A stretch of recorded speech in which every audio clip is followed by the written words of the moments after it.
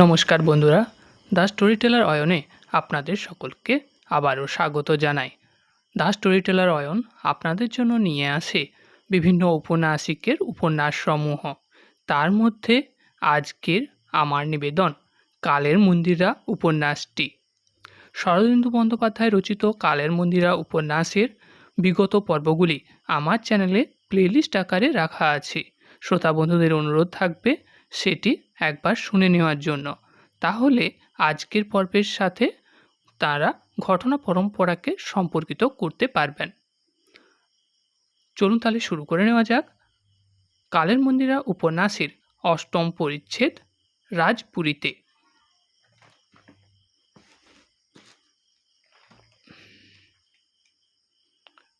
রাজপুরীর প্রাকার বেষ্টনীর মধ্যে অনেকগুলি প্রাসাদ আছে। কোনোটি সভাগৃহ, কোনোটি কোষাগার, কোনোটি মন্ত্রণা ভবন, একথা পূর্বে বলা হইয়াছে। রাজকন্যা যে প্রাসাদে বাস করেন তাহা অবরোধ। তাহার পাশে রাজার জন্য পৃথক ভবন। উভয় প্রাসাদের মধ্যে অলিন্দের সংযোগ। উভয় প্রাসাদ ত্রিভুমক। রাজপ্রাসাদের নিম্নতলে এক পাশের কয়েকটি কক্ষ লইয়া সন্নিধাতা হর্ষের বাসস্থান। রাজভবনের তুলনায় ইহা অপকৃষ্ট হইলেও সাধারণ মানুষের পক্ষে ঐশ্বর্যে চূড়ান্ত। কঞ্চুকি লক্ষণ চিত্রককে ওই স্থানে আনিয়া অধিষ্ঠিত করিল। চিত্রক হৃষ্টমনে আসন গ্রহণ করিতে না করিতে কঞ্চুকির ইঙ্গিতে কয়েকটা অসুরাকৃতি সম্বাহক আসিয়া তাহাকে ধরিয়া ফেলিল এবং তাহাকে প্রায় উলঙ্গ করিয়া সবেগে তৈলমর্দন করিতে আরম্ভ করিয়া দিল। ইহা রাজকীয় সমাদরের প্রথম প্রবন্ধ। অতঃপর চিত্রক শীতল জলে স্নান করিয়া নববস্ত্র পরিধান করিল। অঙ্গে চন্দন প্রলেপ দিয়া আহারে বসিল। প্রচুর পিষ্টক, পৌলিক, মোদক, পরমান্নের আয়োজন। তদুপরি কঞ্চুকির সবিনয় নির্বন্ধ। চিত্রক আকণ্ঠ ভরিয়া ভোজন করিল। তারপর শরতের মেঘশুভ্র শয্যায় শয়ন। দুইজন নহাপিত আসিয়া অতি আরামদায়কভাবে হস্তপদ টিপিয়া দিতে লাগিল। এই আলস্য সুখ মুদিত চক্ষে উপভোগ করিতে করিতে পুরুষ ভাগ্যের বিচিত্র ভুজঙ্গ গতির কথা চিন্তা করিতে করিতে চিত্র ঘুমাইয়া পড়িল। ওদিকে সচিব চতুরানন ভট্ট মগধের লিপি পাঠ করিয়াছিলেন। তাহার আশঙ্কা মিথ্যা হয় নাই। রাষ্ট্রনৈতিক শিষ্টাচার লঙ্ঘন না করিয়া যতখানি রূঢ়তা প্রকাশ করা যাইতে পারে ততখানি রূঢ়তার সহিত লিপিতে বিটঙ্ক রাজ্যের উপর নির্দেশ প্রেরিত হইয়াছে। বিটঙ্করাজ অচিরাৎ মগধের সার্বভৌমত্ব স্বীকার করিয়া বক্রী রাজস্ব অর্পণ করুন, নচেত হুন হরিণ কেশরী সম্রাট স্কন্দগুপ্ত স্বয়ং সসৈন্যে গান্ধার অভিমুখে যাইতেছেন ইত্যাদি পত্র পাঠ করিয়া চতুর্ভট্ট দীর্ঘকাল গভীর চিন্তায় মগ্ন হইলেন। তারপর অন্য সচিবদের ডাকিয়া মন্ত্রণায় বসিলেন। সোনপক্ষীর সচিত চটকের প্রতিস্পর্ধিতা সম্ভব নয়। চটকের পক্ষে হিতকর নয়, কিন্তু রাজনীতির ক্ষেত্রে বাহুবলই সর্বস্ব নয়, কূটনীতিও আছে। স্কন্দগুপ্ত নতুন হুন অভিযান প্রতিরোধ করিবার জন্য গান্ধারে আসিতেছেন। ঘোর যুদ্ধ বাধিবে, দীর্ঘকাল ধরিয়া যুদ্ধ চলিবে। শেষ পর্যন্ত ফলাফল কিরূপ দাঁড়াইবে কিছুই বলা যায় না। সুতরাং অবিলম্বে মগধের বশ্যতা স্বীকার না করিয়া ছলছুতা দ্বারা যদি কালহরণ করা যায় হয়তো অন্তে সুফল ফলিতে পারে। একদিকে হুন, অন্যদিকে স্কন্দগুপ্ত। এ অবস্থায় যথাসাধ্য নিরপেক্ষতা অবলম্বনই যুক্তি। সচিবগণ একমত হইয়া মনস্থ করিলেন পত্রের উত্তরদানে যথাসম্ভব বিলম্ব করা হোক। দূতটাকে বলা যাক, মহারাজ কপোতকুটে যতদিন না ফিরেন ততদিন পত্রের উত্তর দান করা সম্ভব নয়। ইতিমধ্যে মহারাজ রুদ্ধকে সব কথা জানাইয়া বার্তা প্রেরণ করা আবশ্যক। তিনি এখন চষ্টন দুর্গেই থাকুন। রাজধানীতে ফিরিবার কোনো তাড়া নাই, কিন্তু এত বড় গুরুতর সংবাদ তাহার গোচর করা সর্বাগ্রে কর্তব্য। এইরূপ মনোনীত হইলে পর তড়িৎগতি তুরঙ্গ পৃষ্ঠে চষ্টন দুর্গে বার্তাবহ প্রেরিত হইল। মন্ত্রগৃহে যখন এই সকল রাজকার্য চলিতেছিল, কুমারী রট্টা তখন নিজ ভবনে ছিলেন। আজ নানা কারণে তাহার মন কিছু উদ্ভ্রান্ত হইয়াছিল। প্রথমেই স্বপ্ন দেখিতে দেখিতে জাগরণ, তারপর চৌর ঘটিত ব্যাপারে অদ্ভুত পরিসমাপ্তি। মগধের দুধ মগধ বিশ্রুত পাটলিপুত্র নগর, দিগ্বিজয়ী বীর স্কন্দগুপ্ত। দূত নিজের কি নাম বলিয়াছিল? চিত্রক বর্মা। চিত্রক, চিত্রব্যাঘ্র, ব্যাঘ্রের সহিত কোথাও যেন সাদৃশ্য আছে। চোখের দৃষ্টি বড় নির্ভীক। সর্বশেষে সুগোপার মাতার উদ্ধার। সুগোপার মাতা প্রাক্তন রাজপুত্রের ধাত্রী ছিল। কুমারী রট্টা তাহা জানিতেন। অভাগিনীর এই দুর্দশা হইয়াছিল। সকলের অজ্ঞাতে 25 বৎসর বন্দিনী ছিল। কেমন করিয়া বাঁচিয়াছিল? কে তাহাকে আহার দিত? পৃথার দূরদৃষ্টির কথা ভাবিয়া রট্টার ঘন ঘন নিঃশ্বাস পড়িল। 25 বৎসর পূর্বে হুনেরা কি বর্বরতাই না করিয়াছিল। রট্টা হুন দুহিতা, তবুও। সুগোপা মাতাকে উদ্ধার করিয়া কাঁদিতে কাঁদিতে গৃহে লইয়া গিয়াছিল। সুগোপা বড় কান্না কাঁদিয়াছিল। স্মরণ করিয়া রট্টার চোখেও জল আসিল। তাহার ইচ্ছা হইল সুগোপার গৃহে গিয়া তাহাকে দেখিয়া আসেন। সুগোপার গৃহে তিনি বহুবার গিয়াছেন, যখন ইচ্ছা গিয়াছেন, কিন্তু আজ যাইতে তাহার সংকোচ বোধ হইল। প্রিয় সখী সুগোপা মৃতকল্পা মাতাকে পাইয়া তুমুল হৃদয়াবেগের আবর্তে নিমজ্জিত হইয়াছে। এখন রট্টা তাহার কাছে যাইলে সে বিব্রত হইবে। মধ্যাহ্ন অতীত হইবার পর রট্টা গ্রহাচার্যকে ডাকিয়া পাঠাইলেন। গ্রহাচার্য আসিলেন। স্বপ্নকথা শুনিয়া তিনি প্রশ্ন গণনার আঁক কষিলেন, দিক নির্ণয় করিলেন, লগ্ন নির্ধারণ করিলেন, তারপর ফলাদেশ করিলেন। কল্যাণী, তোমার জীবনের এক মহা সন্ধিক্ষণ উপস্থিত, কিন্তু শঙ্কিত হইও না, অন্তে ফল শুভ হইবে। এক দিংনাগ সদৃশ মহা তেজস্বী পুরুষের সহিত তোমার পরিচয় ঘটিবে। এই পুরুষ সিংহ তোমার প্রতি প্রচ্ছন্ন হইবেন। তোমার বিবাহের কালও আসন্ন। শুভমস্তু। গ্রহ বিপ্রের ভাবগতিক দেখিয়া মনে হইল তিনি সব কথা খুলিয়া বলিলেন না, কিছু চাপিয়া গেলেন। তিনি বিদায় হইলে রট্টা দীর্ঘকাল করলগ্ন কপোলে বসিয়া রহিলেন। শেষে নিঃশ্বাস ত্যাগ করিয়া ভাবিলেন, নিয়তির বিধান যখন অখণ্ডনীয়, তখন চিন্তা করিয়া লাভ কি? ক্রমে অপরাহ্ন হইল। ওদিকে চিত্রক দীর্ঘ দিবানিদ্রার পর জাগিয়া উঠিয়াছে। শরীর বেশ স্বচ্ছন্দ।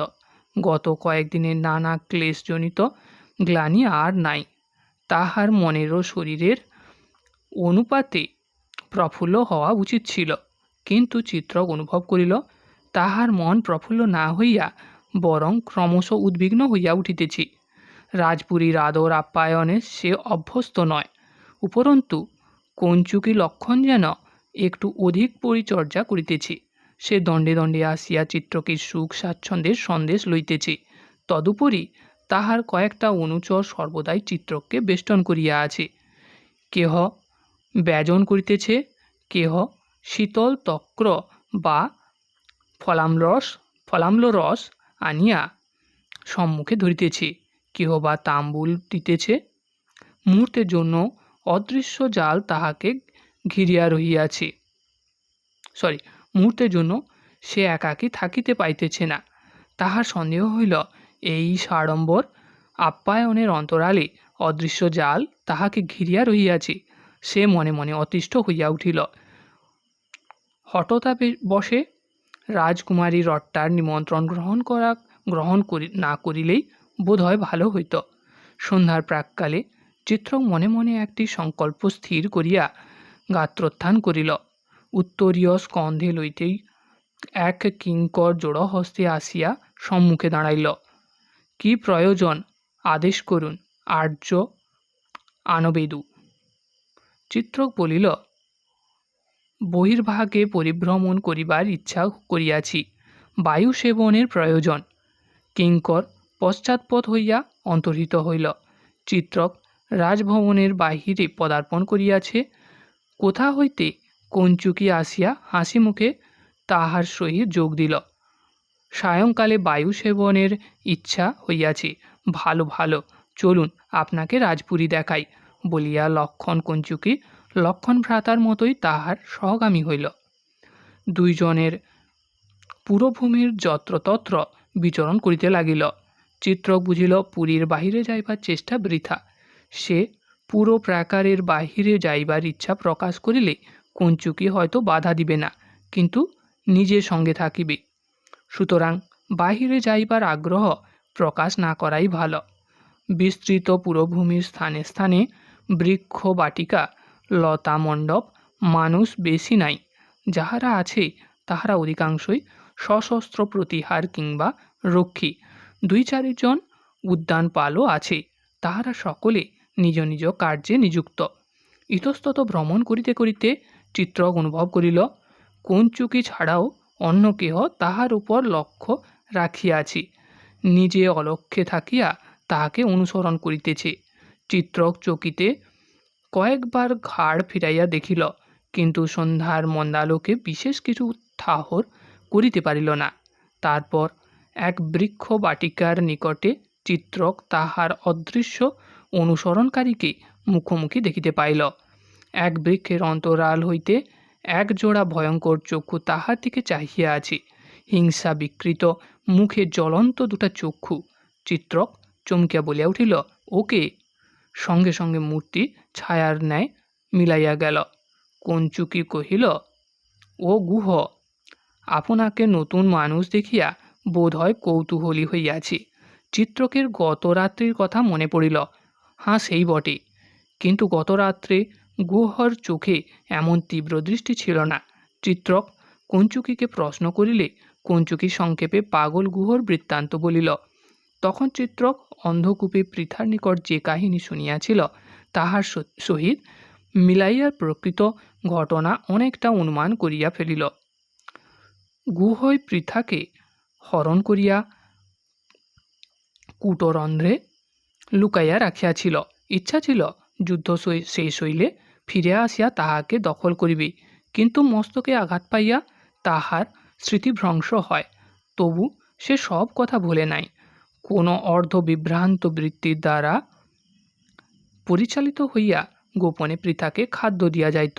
শতাব্দীর এক পাদও ধরিয়া সে এই কাজ করিয়াছে। আশ্চর্য মস্তিষ্কের ক্রিয়া, আশ্চর্য জীবনের সহজাত সংস্কার। বন্ধুরা, আশা করছি উপন্যাস পাঠটি আপনাদের ভালো লাগছে। ভালো লাগলে লাইক, শেয়ার এবং সাবস্ক্রাইব করতে ভুলবেন না। ক্রমে দিবালোকে মুছিয়া গিয়া চাঁদের আলো ফুটিয়া উঠিল। দিবালোক মুছিয়া গিয়া চাঁদের আলো ফুটিয়া উঠিল। রাজপুরীর ভবনে ভবনে দীপমালা জ্বলিল। প্রদোষের এই সন্ধিক্ষণে চারিদিকে চাহিয়া চিত্রকের মনে হইল সে এই নির্বান্ধ পুরীতে একান্ত একাকী, নিতান্ত অসহায়। কালবন্দী হইবার পর অন্ধকার কারাকূপের মধ্যে তাহার যে অবস্থা হইয়াছিল, আজ রাজপুরীর দীপোদ্ভাসিত প্রাঙ্গণে সে অবস্থায় কিছুমাত্র পরিবর্তন হয় নাই। সহসা তাহার অন্তর অসহ্য অধীরতায় ছটফট করিয়া উঠিল। সে যেন জল হইতে তীরে নিক্ষিপ্ত মিন। কিন্তু সে তাহার মনের অবস্থা সযত্নে গোপন করিয়া কঞ্চুকি সমভিব্যবহারে নিজ বাসভবনের দিকে ফিরিয়া চলিল। রাত্রির মধ্যযামে রাজপুরীর আলোকমালা নির্বাপিত হইয়াছিল। শুক্লা চতুর্দশীর চন্দ্র পশ্চিম দিকে ঢলিয়া পড়িয়াছিল। মাঝে মাঝে লঘু মেঘখণ্ড আসিয়া স্বচ্ছ আবরণে চন্দ্রকে ঢাকিয়া দিতেছিল। রাজভবন সুপ্ত, কোথাও শব্দ নাই। চিত্রক আপন শয়নকক্ষে শয্যায় লম্বমান ছিল। ধীরে ধীরে উঠিয়া বসিল। সে ঘুমায় নাই, কেবল চক্ষু মুদিত করিয়া শয্যায় পড়িয়াছিল। ঘরের এক কোণে স্তিমিত বর্তিকা অস্পষ্ট আলোক বিকীর্ণ করিতেছে। মুক্ত বাতায়ন পথে মৃদু বায়ুর সহিত জ্যোৎস্নার প্রতিভাস কক্ষে প্রবেশ করিতেছে। চিত্রক নিঃশব্দে পালঙ্ক হইতে নামিয়া বাতায়নের সম্মুখে গিয়া দাঁড়াইল। কোনো জনমানব নাই। চন্দ্রিকালিপ্ত পুরী নিথর দাঁড়াইয়া আছে। চন্দ্রবিম্ব স্বচ্ছ মেঘে ঢাকা পড়িল। বহির্দৃশ্য আবছায়া হইয়া গেল। চিত্রক তখন বাতায়ন হইতে সরিয়া আসিয়া দ্বার পথে উঁকি মারিল। দ্বারের বাহিরে একটা কিঙ্কর বসিয়া বসিয়া ঘুমাইতেছে, অন্য কেহ নাই।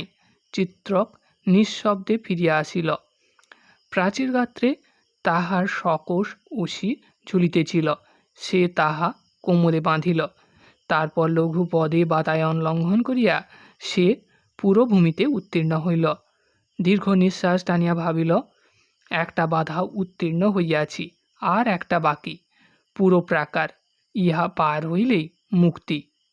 অদূরে একটি লতা মণ্ডপের অন্তরাল হইতে দুইটি তীক্ষ্ণ চক্ষু যে তাহাকে লক্ষ্য করিতেছে তাহা সে জানিতে পারিল না।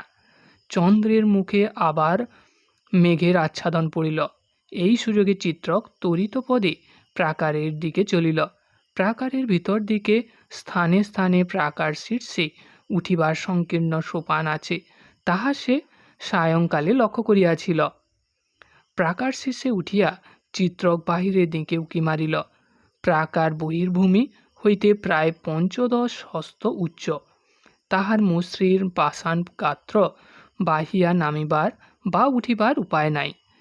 এক উপায় বজ্রাঙ্গবলী পবনপুত্রকে স্মরণ করিয়া নিম্নে লাফাইয়া পড়া, কিন্তু তাহাতে যদি বা প্রাণ বাঁচে হস্তপদ রক্ষা পাইবে না, অস্থি ভাঙ্গিবে। তখন পলায়নের চেষ্টা হাস্যকর প্রহসনে পরিণত হইবে। তবে এখন কি কর্তব্য? আবার চুপি চুপি গিয়া শয্যায় শুইয়া থাকা? না, আরও চেষ্টা করিতে হইবে। বাহির হইবার একমাত্র পথ তোরণদ্বার। তোরণদ্বারে প্রতিহার আছে, তাহার চোখে ধুলা দিয়া বাহির হওয়া কি সম্ভব? না, অসম্ভব। কে বলিতে পারে প্রতিহার হয়তো ঘুমাইয়া পড়িয়াছে। চিত্রক প্রাকারের উপর দিয়া তোরণদ্বারের অভিমুখে চলিল। সাবধানে চলিতে চলিতে তাহার মনে হইল পশ্চাতে কেহ আসিতেছে।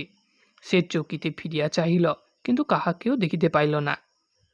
তোরণ স্তম্ভের কাছে পৌঁছিয়া চিত্রক সন্তর্পণে নিম্নে দৃষ্টি প্রেরণ করিল। দেখিল প্রতিহার দ্বারের লৌহ কপাটে পৃষ্ঠ রাখিয়া পদদ্বয় প্রসারণপূর্বক ভূমিতে বসিয়া আছে। তাহার চিবুক বক্ষের উপর নত হইয়া পড়িয়াছে, ভল্লটি জানুর উপর স্থাপিত। প্রতিহার যে নিদ্রাসুখ উপভোগ করিতেছে তাহাতে সন্দেহ নাই। তাহাকে দেখিতে দেখিতে চিত্রকের নাসাপুট স্ফুরিত হইতে লাগিল। ললাটের টিকা ধীরে ধীরে রক্তবর্ণ ধারণ করিল। দেহের স্নায়ু পেশি কঠিন করিয়া সে ক্ষণকাল চিন্তা করিল। তারপর নিঃশব্দে কোষ হইতে তরবারি বাহির করিল। ইহাই এখন একমাত্র উপায়। তোরণদ্বারের গাত্রে যে ক্ষুদ্র কপাট আছে তাহা খুলিয়া সে বাহির হইবার চেষ্টা করিবে।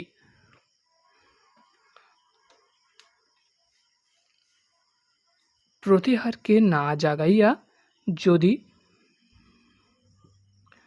বাহির হইতে পারে ভালো, আর যদি প্রতিহার জাগিয়া ওঠে তখন নিকটেই শীর্ণ সোপান শ্রেণী। চিত্রক নিচে নামিল। তোরণ স্তম্ভের গা ঘেঁষিয়া অতি সতর্ক পদসঞ্চারে নিদ্রিত প্রতিহারের দিকে অগ্রসর হইল। এতক্ষণে সে প্রতিহারের মুখ দেখিতে পাইল।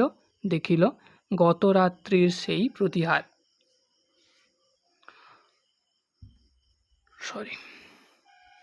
ওষ্ঠাধর দৃঢ়বদ্ধ করিয়া চিত্রক আর এক পদ অগ্রসর হইল, কিন্তু আর তাহাকে অগ্রসর হইতে হইল না। এই সময়ে পশ্চাতে একটা গভীর গর্জন ধ্বনি হইল।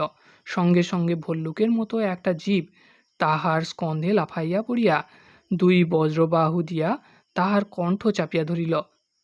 অতর্কিত আক্রমণে চিত্রক সম্মুখ দিকে পড়িয়া গেল। আক্রমকও সঙ্গে সঙ্গে পড়িল। কিন্তু তাহার বাহুবন্ধন শ্লথ হইল না। চিত্রকে শ্বাসরোধ হইবার উপক্রম হইল। শত্রু পৃষ্ঠের উপর চিত্রক তাহাকে দেখিতে পাইল না। অন্ধভাবে মাটিতে পড়িয়া সে অদৃশ্য আততায়ীর সহিত যুদ্ধ করিতে লাগিল। তাহার মুষ্টি হইতে তরবারি পড়িয়া গেল। দুই হাতে প্রাণপণে চেষ্টা করিয়া কিন্তু সে আততায়ীর নাগপাশ হইতে নিজ কণ্ঠ মুক্ত করিতে পারিল না। এদিকে প্রতিহার আচম্বিতে ঘুম ভাঙিয়া দেখিল সম্মুখে গজ ও কচ্ছপের যুদ্ধ বাঁধিয়া গিয়াছে। কিছু না বুঝিয়াই সে লাফাইয়া উঠিল এবং কোটি হইতে একটা তুরি বাহির করিয়া তাহাতে ফুৎকার দিতে লাগিল। তুর্যের তারধ্বনিতে চারিদিক সচকিত হইয়া উঠিল। চিত্রকের অবস্থা ততক্ষণে শোচনীয় হইয়া উঠিয়াছে। তাহার সংজ্ঞা লুপ্ত হইয়া আসিতেছে। কণ্ঠ মুক্ত করিবার চেষ্টা বৃথা। অন্ধভাবে চিত্রক মাটিতে হাত রাখিল। তরবারিটা তাহার হাতে ঠেকিল। মোহগ্রস্তভাবে তরবারি মুষ্টিতে লইয়া চিত্রক কোনক্রমে জানুর উপর উঠিল। তারপর তরবারি পিছন দিকে ফিরাইল। আততায়ী যেখানে তাহার পৃষ্ঠের উপর জড়াইয়া ধরিয়াছে সেইখানে তরবারির অগ্রভাগ রাখিয়া দুই হাতে আকর্ষণ করিল। তরবারি ধীরে ধীরে আততায়ীর পঞ্জর মধ্যে প্রবেশ করিল। কিছুক্ষণ আততায়ী তদবস্থ রহিল। তারপর তাহার বাহুবন্ধন সহসা শিথিল হইল। সে চিত্রকের পৃষ্ঠ হইতে গড়াইয়া মাটিতে পড়িয়া গেল। ফুসফুস ভরিয়া শ্বাস গ্রহণপূর্বক চিত্রক টলিতে টলিতে উঠিয়া দাঁড়াইল। ইতিমধ্যে তুরিধ্বনিতে আকৃষ্ট হইয়া কয়েকজন পুরবাসী ভৃত্য ছুটিয়া আসিয়াছিল এবং দণ্ডাদির দ্বারা চিত্রককে প্রহার করিতে উদ্যত হইয়াছিল। কিন্তু চিত্রক উঠিয়া দাঁড়াইলে তাহার মুখ দেখিয়া তাহারা নিরস্ত হইল। তরুণ প্রতিহার ভল্ল অগ্রবর্তী করিয়া কাছে আসিয়া মহাবিস্ময়ে বলিয়া উঠিল, আরে এ কি? এ যে কাল রাত্রির চোর। না না, মগধের দূত মহাশয়। এত রাত্রে এখানে কি করিতেছেন? ওটা কে? চিত্র ঘন ঘন নিঃশ্বাস ফেলতে ফেলতে বলিল, জানি না। আমাকে পিছন হইতে আচম্বিতে আক্রমণ করিয়াছিল। আততায়ীর অশীবিদ্ধ দেহটা অধমুখ হইয়া পড়িয়াছিল। একজন গিয়া তাহাকে উল্টাইয়া দিল। তখন চন্দ্রালোকে তাহার মুখ দেখিয়া সকলে স্তব্ধ হইয়া গেল। গুহ গুহ মরিয়াছে। তাহার দেহটা শিথিল জড়পিণ্ডে পরিণত হইয়াছে। প্রতিহার বিস্ময় সংহত কণ্ঠে বলিল, কি আশ্চর্য! গুহ গুহ আপনাকে আক্রমণ করিয়াছিল, কিন্তু সে বড় নিরীহ, কখনো কাহাকেও আক্রমণ করে নাই। আজ সহসা আপনাকে আক্রমণ করিল কেন? চিত্রক উত্তর দিল না। এক দৃষ্টে গুহর মৃত মুখের পানে চাহিয়া রহিল। গুহর মুখে শান্ত, যেন মুখ শান্ত, যেন দীর্ঘ জাগরণের পর সে ঘুমাইয়া পড়িয়াছে।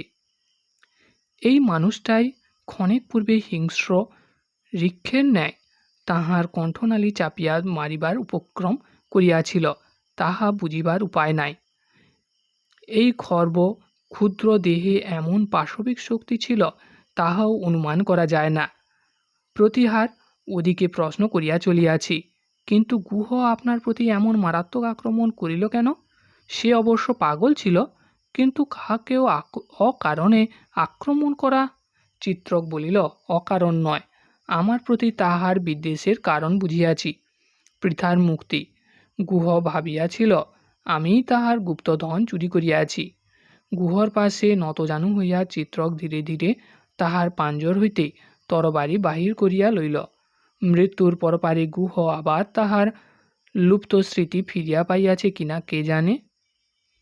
বন্ধুরা, আশা করছি আমার উপন্যাস পাঠটি আপনাদের ভালো লাগছে।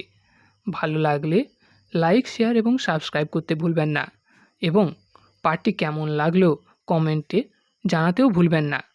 ভালো লাগলে তো লাইক, শেয়ার, সাবস্ক্রাইব করছেনই, খারাপও যদি লাগে তাও কমেন্টের মাধ্যমে জানান, যা পরবর্তীকালে আমার এই পাঠকে আরও সুন্দর করে আপনাদের সামনে উপস্থাপন করতে সহায়তা করবে। আজ এই পর্যন্তই।